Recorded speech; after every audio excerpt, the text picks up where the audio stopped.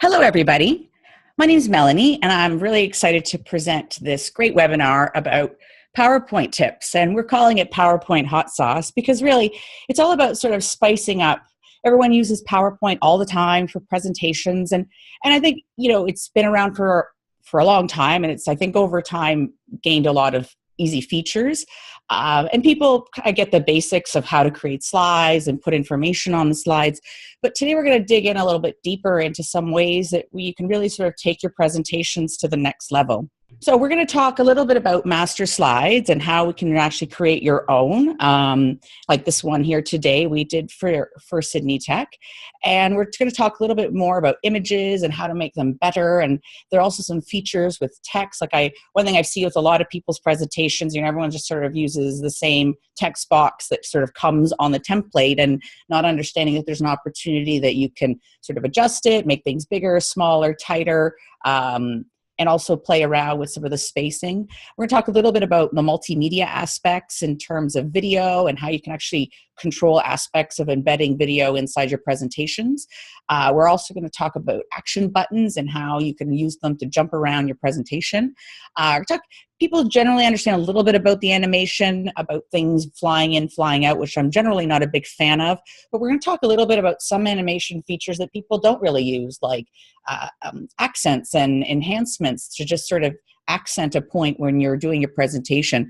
And then as a bonus, we're going to sort of dive into a new extension that Microsoft just put out called Mix. And then as an additional bonus, we're going to talk about another feature that's in PowerPoint 2016 called Zoom.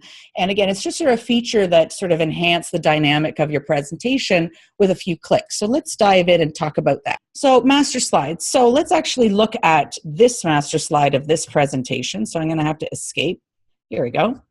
So this is the slide we're looking at. And here's an example of a master slide or a slide. If you haven't used master slides before, they're basically like templates. So if I'm here, I'm looking on my left-hand side, I can right-click and I can go to layout, and you'll see here that every presentation has a series of master slides or templates.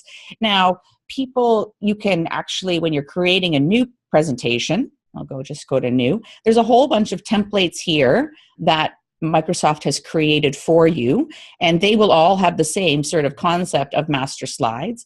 But for our instance here, you'll see that we have the option of, right now, I have 2 slides that have some sort of red and design features, and the rest are blank. So we're going to talk a little bit about how we actually design these. So I'm going to actually go here along the top to view, and I'm going to choose the option Slide Master. And so when I click open this, you'll see here that it brings me to a sort of new view. This is the actual master slides or templates. So one thing people know, I've noticed sometimes get a little frustrated, is there's one slide at the top, which is like the overall master. Whatever you put on this slide will appear on all the subsequent layout slides. So this is good as, say, for example, you know, you really wanted to have a footer at the bottom of all these different slides. Instead of actually adding them to all of them, you could go here along the top. So I'm going to just grab and copy this one over and put it here. But you'll see now it's on every single one. So I generally, when I do my design work, I leave this top slide blank because this gives me more opportunity to customize each of these slides the way I want it. So you'll see the one that Microsoft provides you is usually a blank one. It gives you some that's used for page styles if you want to print it out. And they'll give you some basic layouts, but what's cool about it is you can actually go in and customize it and make it exactly the way you want. So say, for example, we wanted to, for this instance, I created a footer and I kind of played with the page, and I could add my own sort of footer and logo. So here I'm going to do the same sort of thing. Say, for example, I wanted to add some color. Maybe we're going to make this one sort of a side panel type slide. So we're just going to quickly, I'm going to just toss this to the back, and I can move here, this information over to this side. So What's also cool here is you can also customize your fonts. So you can, a lot of people when they're working with PowerPoint, they kind of just work with the default font that comes within this template. But this is actually all within the slide master is controlled here. So I can go here and change the actual font to something completely different. And then you'll see that this will actually, when we create a new slide, you'll see this appear in the new slide. So for this instance, though, I'm going to take away the date because I don't really want it on this slide. And I'm going to take away the footer and I'm going to leave the page number. So you'll see here now, so we now have 3 designs as part of our master slide. And I'm going to just go here back to Slide Master and click Close Master View. So now if I go back to, say I wanted to create a new slide, and I go to the layouts, you'll see now I have an option of the one I just designed by adding it here. And then you'll see the text is not Calibri as it was before, and I can go in and add text just as I would any other sort of templated slide. Something else that's also pretty cool as part, I'm just going to quickly jump back to that slide master just to give an example of what's possible. As part of this template, you can actually add images. So here I've added in a template. So here under the slide master tab, you have the opportunity to create placeholders for text, pictures, charts. So all this stuff, when it's put into the actual slide master, creates an opportunity to easily modify it in the template afterwards. So for here, I've put in this picture image. And then when I go back to my normal slides, I'll just add the new slide here.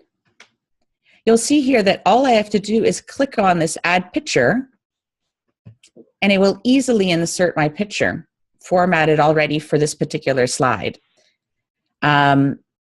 And then I can go ahead and add my text and stuff. So that's an example of how this slide was created. So I'm just going to delete that. And it also, as part of master slides, once I've created one, say you want to use it later on, and so that it actually shows up as part of your, in the future if you want to use it. So we're here, and I'm going to look through all of this. I have it here. We have the insert the layout part. Sorry, I'm just looking for, we're going to go here. Sorry, I forgot. We're going to go here to save as, and we have the opportunity to save it as a template. So now when I go to File and New, I should be able to go in Custom and find my actual template that I created. Not going to go in and jump into it because we have a lot to cover today, but I just wanted to make sure they understood that this could be saved for later and saved and presented to other people as an empty template. But I just wanted to jump into actual customizing the master slides. So let's get into images. So one of my biggest pet peeves when I work with people in their presentations is, like, obviously images are great. They add a lot of obviously visual dynamic to your presentation. The challenge is just because you're adding an image, if it's not a great quality image, if people can't actually see who's in the image, then it really shouldn't be there in the first place. So up here is an example of an image, the typical sort of employee image. And, you know, it's dark. And what's great is people don't realize in PowerPoint, you have lots of great features to actually enhance your images. So when I select this image, I have an option here to go to Picture Tools. So over here on the left, I have some options where I can actually correct the image a little bit. So in this instance, it's a pretty dark image. So I can actually go here and sort of increase the brightness. Now, that's getting a little bit intense. So I can go here and at least it's brightened it a little bit. Say the image was a little fuzzy, so we wanted to make the image bigger. I can also, here we have the option to soften it. It's a blur, I don't want that. Or I can make it very, very crisp. So if if you wanted, there was an image that had some text. So for example, here we wanted to read what was on the bulletin boards. You maybe wanted to make it particularly sharp. Another example of what I see is people have images, I'm just going to make this one a little smaller, tuck it away here, is where you have this image, but what is interesting about the image is these people, not all the stuff around it. And PowerPoint gives you some great tools to actually crop this so that we can actually get to what's important, the people in the image. So if I select the image and go up to crop, I have the option to crop.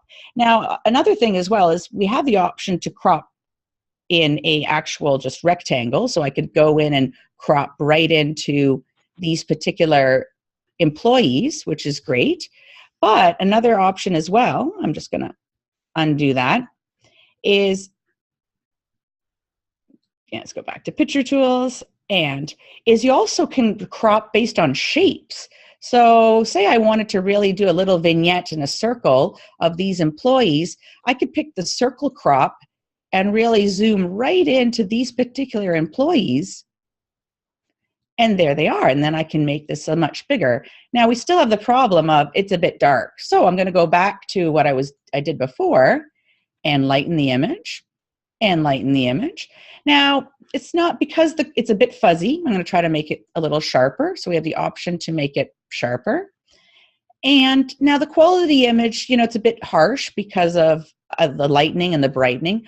So you also have the opportunity to play with the coloring. So we have the color, so you could make it a black and white. Everybody looks good in black and white is my approach. But PowerPoint also has this great feature of a saturation of 33%, which is just like a nice toned down, not quite black and white, but has a little bit of color. So it's a great sort of toned sort of approach for, again, if you're doing some visuals across your presentation, you don't want it to be quite so intense. But you also can say you wanted to really brand it. So for this particular presentation, you wanted to make sure, everything was red or everything was blue. You can actually make all your images be that color as well. Now, PowerPoint also has some additional, I call them, more intense photo imaging features. So, but most of them, I guess, unless you're really going into the artistic field, I don't find, again, most people use PowerPoint sort of in the business world, do presentations. So using a lot of these artistic features, I have to say, I haven't come across that many instances where I would use them, because you see, really, they tend to really mutate the image so much that you can't see what's actually there. Which generally isn't what people are trying to get to when they're delivering a presentation. But again, there's some cool features there as well. As well, they do have some sort of preset frames. I don't particularly like them very much because I find that they tend to make the image stick out of the presentation, but it could be as part of the look that you're trying to go for. I'd also be cautious about shadows, because as you see, some of them create automatic shadows as part of the template, and then it's kind of hard because it's part of the template to actually remove it. But you can actually go in and you play with the border of these images as well. So there's lots of opportunity, again, to take what I see in a lot of presentations is this, people just plunking a whole bunch of small images, and instead you can really crop in and get specific and add some sort of dynamic elements to the images. So let's talk a little bit about text. So in the next, I'm just going to pop this over here to our next slide.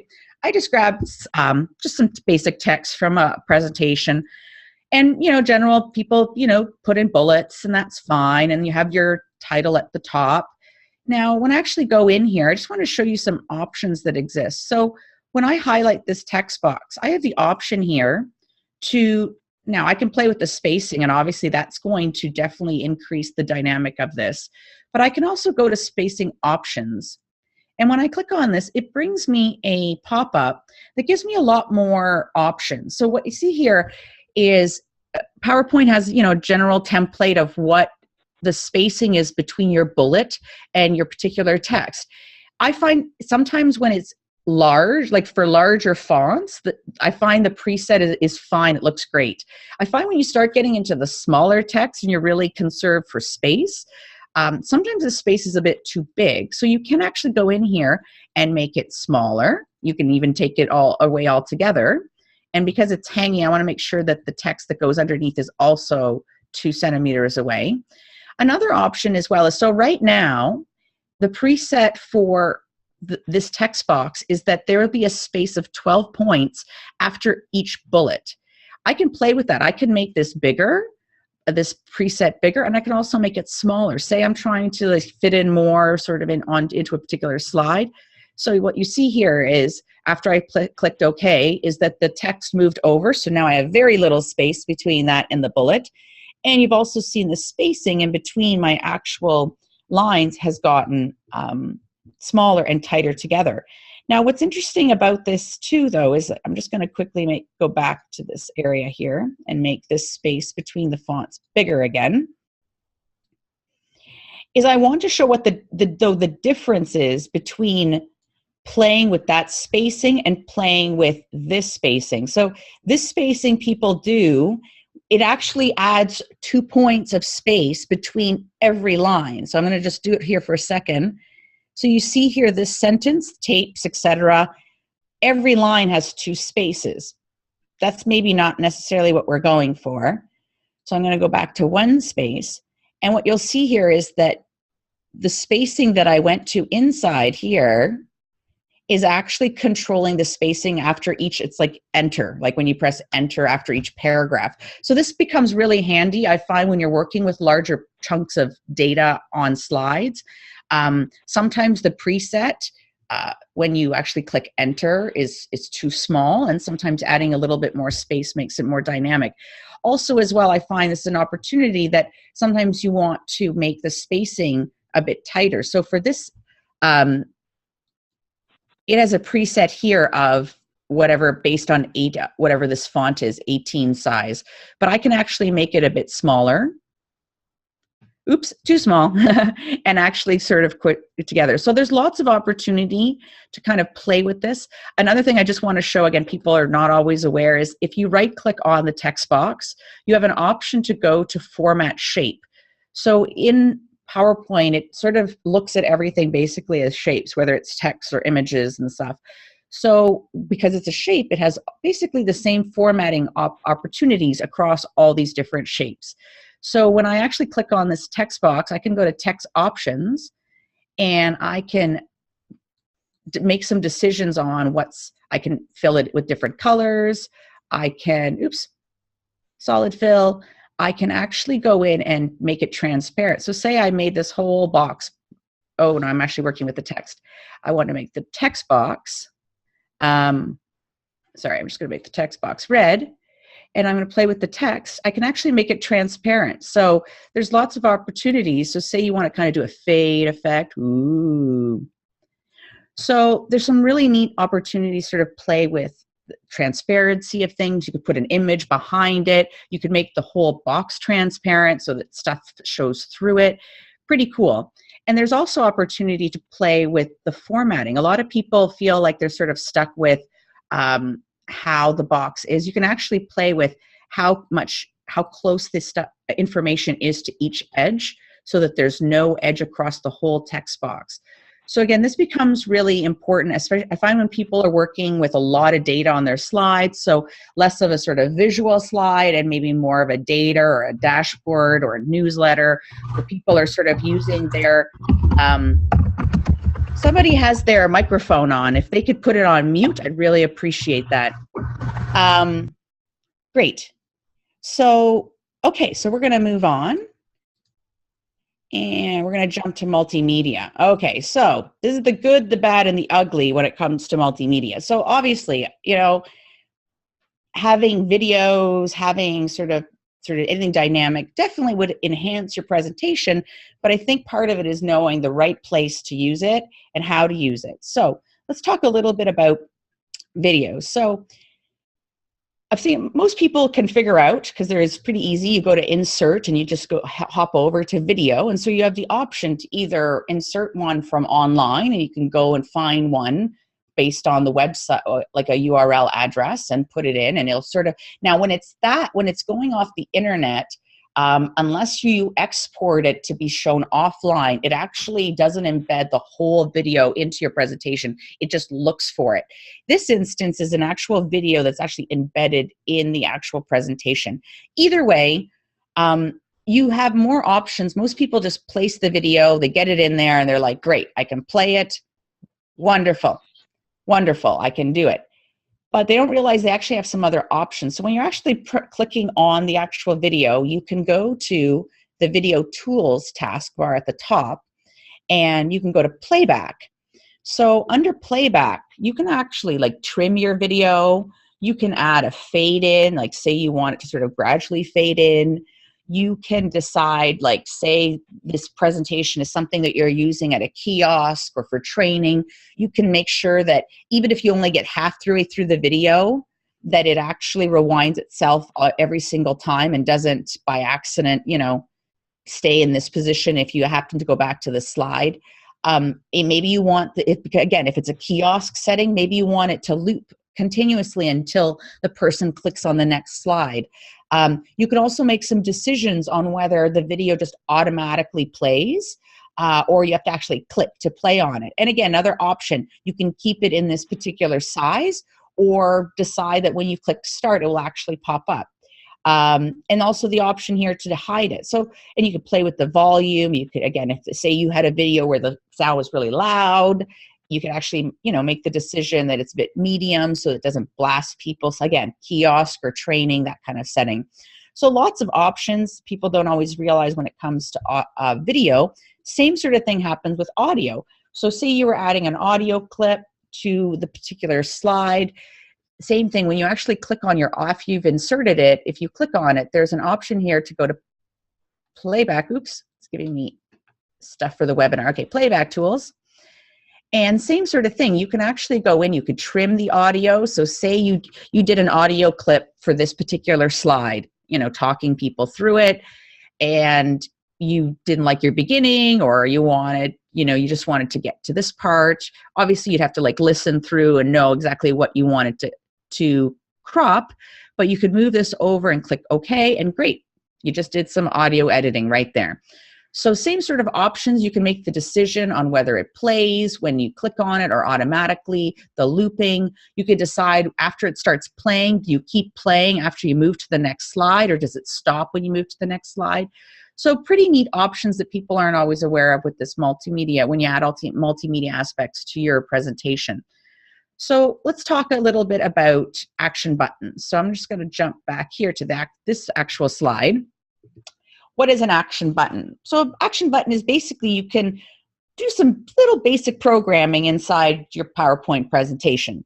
Basically, you can say, if I press on this button, I will go to this slide, or I will move forward, I will move back. So here's an example. I'm going to quickly create my own button. So it was one I created before when I was playing around, but I'm just going to create another one that's called the forward button. And I'm just going to make it red so it matches. And there we go. There's my button. So I'm going to go to Insert and tab at the top, and I'm going to click Action. And when I click on that, I'm going to have some options. So either it's on a click, I can decide whether this activity is all happening when I click on it, or I can actually just mouse over it. Again, depending on the setting or how you're using this, you could decide either or. And this is where you can get really specific. You could decide, okay, hyperlink means I want to jump to different slides. So it actually gives you some options here. You can go to the next slide, previous slide, first slide, last slide. You can do customize. I want it to go to this particular slide. I want you to go to this particular website. I want you to go to this other presentation. So really interesting options.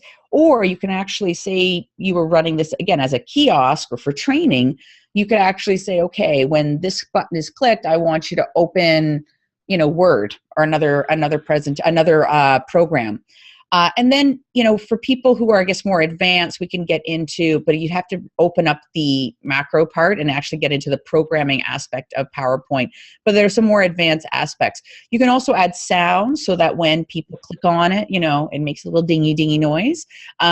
And you can also highlight it. So when people are going over it, they know that it's an actual button. So when we actually play, you have to actually go into the play mode and click on it. So in this instance, I'm going to, did I actually pick something? Okay, we're going to go to first slide when we click on it. And I'm just going to play our presentation and just quickly jump to that particular slide. Oops, hello. And I'm going to click on it, and it took us back to our first slide. And you saw when he clicked on it, it did a little highlight around. So that's how we add our buttons. Now, where I find this, again, in a training situation, that's great. In a, I guess a particular slide, a kiosk, that'd be fun. I find that this button action aspect works great in the actual master slides. So I find when I go to my master slides, which I'm just going to jump in here, I create a button at the bottom to move the slides forward and move the slides back. So in particular, when I'm creating training slides for people, again, this one's not going to be the prettiest because I just want to show you as part of an example. But I add 2 arrow buttons. One goes one way, one goes the other. And then I basically add actions to them to say, this button always goes to the previous slide. And okay. And this button always goes to the next slide. And so because it's on the actual, now again, if I put it on this one, it would go across all the slides. But for this instance, I'm going to keep it here. I'm going to jump out. And you'll see here that I have these lovely now buttons across. Well, they're not so lovely, but I have them across all my slides here. And if I went into my actual view and jumped across, you'll see as I click on them, they will take me through. Pretty cool. All right. So let's talk a little bit about animations. Okay. So like I said, I'm not a big fan of animations because I've seen them done really badly where people feel like to make their presentation more interesting, they need to have things flying in and out, and they overuse it. I think using a few pieces of animation, certain parts in your presentation, obviously can add some dynamics aspects to it, can make it more interesting. And again, it's not all about just things flying in off the screen. So people don't realize, so I'm just here in the animation tab, and I've just imported a bit of a diagram just to give some examples of what's possible. So I'm going to just click on one of these cogs here, and I'm going to, so again, people usually in animations see all this. This is the entrance stuff. So if I click down, you can actually see this stuff that usually people pick, the flying in, the floating in, and all that jazz. That's for stuff entering, but there actually is options for, it's called emphasis, ways to sort of make your slide more interesting. So I'm going to click spin. And you'll see here, it spins. So when I go to preview, you'll see that there's going to be different spinning because I put a spin on this one already, and I put teeter on this one. So just to show you guys how interesting it can actually, a lot of people don't see this more advanced side of PowerPoint. I'm in the animation tab, and I just clicked on animation pane, and you'll see here that as you add animations, they appear here in this pane section so that you can sort. You can decide how long. So for my instance, I want the spin to happen for 10 seconds, or I want them all to happen for 10 seconds, or I want one to happen for 5 seconds. So I can make decisions on the order of how these appear, of how they spin. If there was some sort of say I wanted to talk through this, from a business perspective. So every time I clicked on, made a click, it would spin the next wheel, the next wheel, the next wheel. So I can make those decisions here by clicking on each one, and I can click on either on click, or you can make the decision that it's automatic and it goes after the previous. It gets a little bit more advanced, I'd say, but pretty cool stuff that you can actually emphasize. Another one that I find fun is this one here that you can, again, say you had some images or a graph, or maybe for a company presentation, maybe you had a map with different things that you wanted to highlight. You could go here to pulse, which would change the coloring. So you'll see here that it just went really fast, but I can go here and actually have it happen a bit longer. We'll just go to the preview here. It's going to spin that a little bit, because that one's taking forever. You see here, you'll see it on the track here, and okay, this one's taking too long, so I can't, let's go make this smaller. Hello. Great. Let's go here to this one. I want to play this one. That's the one fault I don't really love about PowerPoint is that I really wish that you could play each of these individually when you previewing. So unfortunately, that's not possible. But hopefully, as I play it, you can see the color change here. Let's go here and make sure that this is changing. Enhancements, dim. Okay, I want to dim the color. There we go. So you see as it goes through that change, it sort of dims the color. You can play with it. I think, unfortunately, because the image that I imported in, it's not letting me change it to red.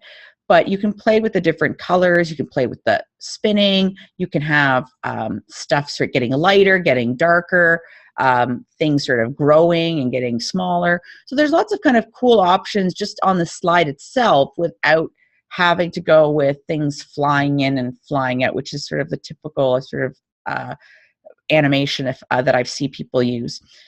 So now let's jump into the bonus fun stuff. Now, I think it was important to mention this animation pane in particular, because as we talk about the mix extension, there's some elements about it that I think is really great and some elements that I don't think is so great. And in particular for, I think, a more intermediate or advanced PowerPoint user could be very confusing if you're not used to working in this animation pane area. So let's jump into it. So Mix is a new extension. It only works with PowerPoint 2016. You go online, you install it, it's free. And after you install it, you basically get a new tab along the top called Mix. So in a nutshell, what Mix is sort of like an embedded video capturing, screen recording software application. So kind of cool, I guess, different applications I can think of, from training, potentially, sort of sales videos, in a learning or educational environment, lots of opportunities. As I take you through it, I think that there's some elements I think they're really great. I think there's some elements I think they'd be really confusing for a beginner or even a more an intermediate user. But I'll give you, I think, what some of the pluses are about it. So before I actually jump into the slide recording, which is the main video creating part of Mix, it does have this application called for quizzes and videos. So I'm not going to dive into this one in particular, because really all it is, it's not Microsoft. It is, when you click and open it, it adds basically a bunch of add-ins. So they're basically third-party people who've created these quiz applications that fit into PowerPoint. Now, I've tried using a few of them, as you can see by people's ratings. Some are better than others. And each of them, I think, have their pluses and minuses in terms of where the data goes and how robust they are. Again, if you have no budget, and you're really trying to create some sort of a quizzing for application for your employees, for your students, I think that there's some opportunities here. But my only caveat here is that, again, like I said, read each of these apps carefully, because they don't all work the same in terms of how you create the quizzes and where the quiz information goes. So that's something to keep in mind.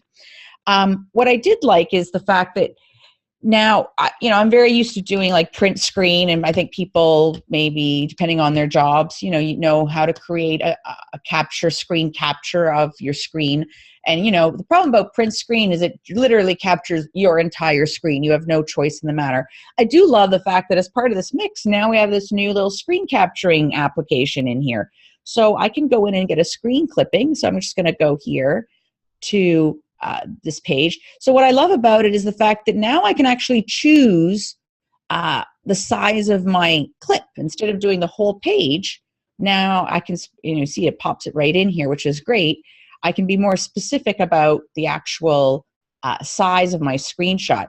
Now, what I don't like about it, though, just to let you know, though, is you have to kind of know exactly where you're going with it, because it's not always the most, as you see, once you click somewhere and it goes to this sort of blank fuzzy screen, you have to kind of do your screenshot in this moment. So again, some little sort of nuances with using it, but again, it's free. It works, like, again, it gives you a lot more specificity in terms of picking exactly what image you want if you wanted to capture something from a website, and not having to go in and do a lot of bit of cropping and editing after the fact, which I think is kind of great. Which really talked about inserting video, which to me is basically a duplicate of what's on the insert thing, but now they're giving you the option to actually insert videos from the mix videos, which we'll talk a little bit about that. You can also insert audio, which is very similar to the insert audio, which is on the insert tab, which I don't know why we're duplicating it. But so let's get into the real part. Now, my big recommendation after playing with this application for the mix program for a while is that before you go in and create your mix or your video, whatever, that you create a different version of your presentation. So I'm just going to open, because I did that for my own sanity, mix version. Because, oh, maybe I shouldn't do that. Sorry. Change the plan, because I already created a mix with that one. The reason I recommend that is because what the mix does is, it's kind of fascinating, is their programmers have kind of played with what already exists in PowerPoint in terms of the animation slides or area, which I told you about here. So whatever you create in terms of your video, your audio, it automatically imports it here into your animation plane. And then it kind of, I don't know, does some really cool stitching together and creates the video for you. But by creating the mix, it changes the nature of your presentation, which I learned the hard way. Because I went to create a mix with my presentation, a longer one, and then found out that it embedded all this stuff into my presentation that I didn't really want. So I had to basically go back and take it all out. So just for now, I am going to just save this one as, we're going to call this one mix 2 for our purposes. Great. So I'm going to go to the slide recording here of the mix. And what it does is it pops you out into this sort of other screen. And this is your platform for creating your mix or video. Now, in it here, you have the opportunity to jump through your slides. I'm just going to jump back to the beginning as if I'm doing a recording. As well, here you can control your audio. Now, say you were doing this as training. If you had a video camera and you could click video, this would actually appear here on the screen, which is kind of cool. And you can decide where the little video capture of yourself happens and shows up in the video. You can also, as you're talking through the video recording, mark up, point, make arrows, highlight, and stuff. But keeping in mind, right now I'm doing it with my mouse. I think this would be great. This feature would be great if you were doing it on a tablet with a stylus, a pen. Obviously, you could be a lot more specific in your presentation and with using this pen feature. So I'm just going to jump in and just show how this kind of works. I'm going to create a little mix as we're talking here. So I'm going to click record, and basically we're recording. Now, right now it's recording what I'm saying, but as if I was doing this presentation for you, I would click through it and say you were doing this presentation and you wanted to highlight things for people and you wanted to point and make arrows. Great.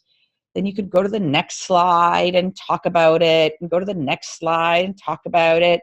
And what's cool about it as well is it also accounts for animation. So let me just get to that animation slide so that you can see. Now, what happens here at the top is you'll see that it gives me an option here for playing the animation. So I can say, yes, play the animation. And I can click through the different animations using that particular feature. I could talk through it at my own pace. And then it could take me through to my next slide, I talk through it, and then I can click stop. And then blah, blah, blah, blah, blah. Now, and again, this is another part about why I created another version of my presentation. I learned the hard way, is that when it creates this sort of new video version of this presentation for you, it wants to take what I just recorded, what I was saying, and put it into each slide. So if there already exists a video or audio in the slide, it does this. It says, do I want to it has recording already on it. Do I want to overwrite it? So I don't know, can't really recall doing it, but I guess maybe there was an audio. Oh yeah, in that file, when I showed you the audio file, that's why there was an audio file there. Great. So now we kind of have the whole recording, and I could actually preview the whole thing. Click through the actual presentation. So you should be able to actually play the presentation. And then I'm just going to close out of this. So just as a note, just so that you're aware, so you see what happens. So I'm going to just go here to the animation pane. So you see now, this wasn't there before. PowerPoint is embedded into each slide, some audio text from the actual recording. Where I did those pen marks, it's now created each of those pen marks as an actual animation. So again, so these are some elements of Mix that I think is good, but again, if you don't understand it, it can be a little confusing. But overall, I think as a free feature, especially again, knowing how much people take PowerPoint and use it beyond just business presentations, that people do use it for training and all these other purposes. I think it's great that they've kind of put this all here. So then you can upload, you can export the actual, so what we created here, I can export it as a video, high quality, low quality, and go through the process. I'm going to save it here. Great. And we can go back and play it, or you can upload it to a cloud and share it with others. So some great features here. It's going to take a while, so I'm just going to close out of this. All right, I just want to make sure that we don't run out of time for my next bonus is Zooms, which a great little feature. In the last update of 2016, of PowerPoint 2016, they did some great little added features that a lot of people didn't realize. One thing they added was icons. So a lot of times, you know, instead of doing bullets for something, you could go in here and click on a particular, I don't know, I'll pick the baby one, but we could pick, well, say you want to do a telephone and say, put in your phone number.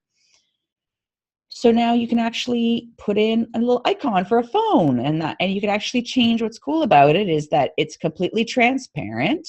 You can change the color and make it exactly what it is based on your particular company. So there's great features there with the icon. But as well, they snuck that in. They also snuck in this great feature called Zoom. So Zoom is sort of an opportunity to add some accent, sort of dynamic aspect to your presentation. The one I love is the summary Zoom. So I'm just going to click on it right now, and just so you can see. So what it offers me is I can create a slide that will basically be my summary slide that will have little mini versions of all the slides I want. And then as I present, it will just sort of zoom into them. So it's kind of just, again, a neat feature to add a little bit more, sort of more dynamic aspect to your presentation without going to the full-fledged animation stuff, zooming in and out. So let me just go ahead and we're going to click on this one, this one, this one, and this one. And I can click Insert. Now, when a zoom is created, it actually generates a new slide.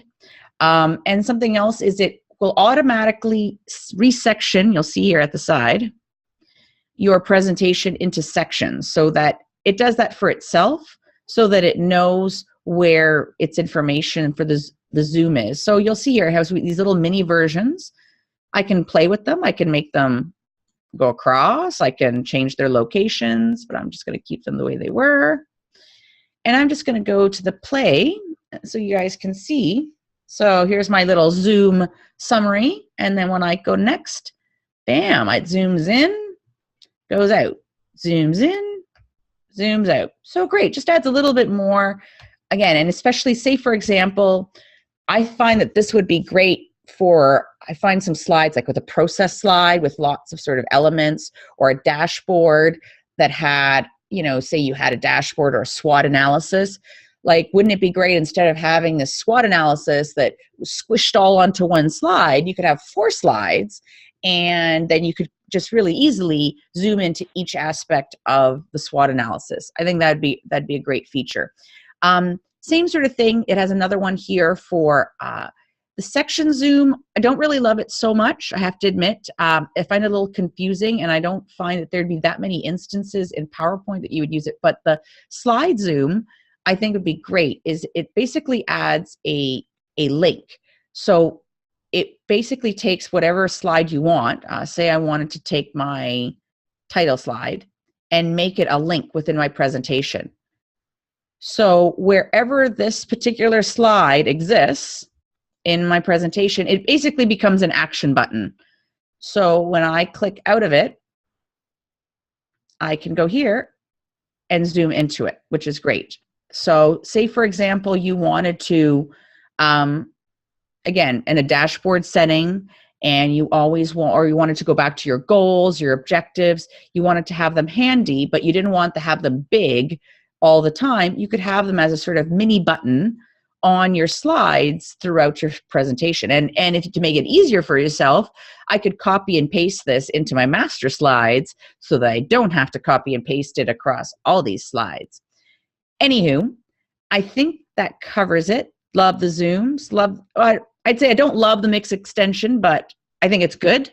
But I love the zooms. I think that's just a really easy, fast feature that was added in there that people don't take advantage of. Okay, great. Well, I hope you guys enjoy this webinar, and in the future, if you have any other sort of suggestions for topics that we could cover, please let us know, and look forward to having you back at our next webinar. Thank you.